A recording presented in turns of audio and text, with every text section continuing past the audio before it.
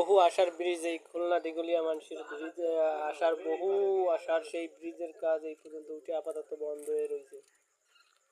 দেখা যাক কবে এই কাজ শুরু হয়। আবার দেশের অবস্থা খুবই খারাপ, দেশের অবস্থা ভালো না, যার কারণে দেশের বিভিন্ন কাজ কাম অনেক জায়গায় অনেক কিছু এরকম বন্ধ পড়ে আছে। রোডঘাট খুব খারাপ, নদীর পথে চলাচল করতে গেলে ট্রলার ব্যবহার করা লাগে। এই যে ব্রিজের পিলারগুলো করে রাখছে, এই ব্রিজটা আবার যে মানে ব্রিজের কাজ পুরোটা সম্পূর্ণ হবে কবে আল্লাহ জানে। রোডঘাট সব ভাঙচুর করে নষ্ট করে দিয়ে দিছে। এখন বাকি আছে শুধু এই ব্রিজের কাজ কমপ্লিট হইতে, রোডঘাটের কাজ কমপ্লিট হইতে। তাইলে দিঘলিয়ার মানুষের স্বস্তি ফিরবে এই ব্রিজের কাজ শুরু হলে বা শেষ হলে।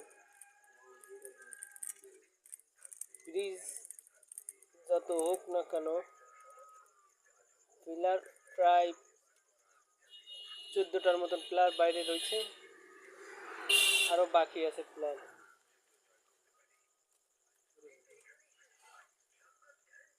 3 তলা সমান পিলার একটা।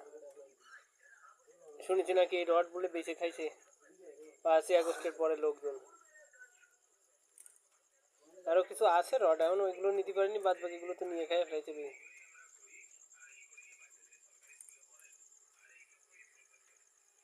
এই যে কত উঁচু উঁচু পিলার আছে, মোট পিলার আছে এখানে 14টা।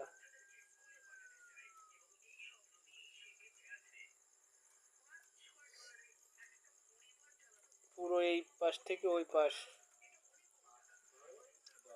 বালি রয়েছে, সিমেন্ট রয়েছে, সব কিছুই থাকবে, কিন্তু কাজ বন্ধ আপাতত, কাজ চলতেছে না। ফিরে কবে কাজ চলবে জানি না। নদীর ও পাশে 2টা আর এই পাশে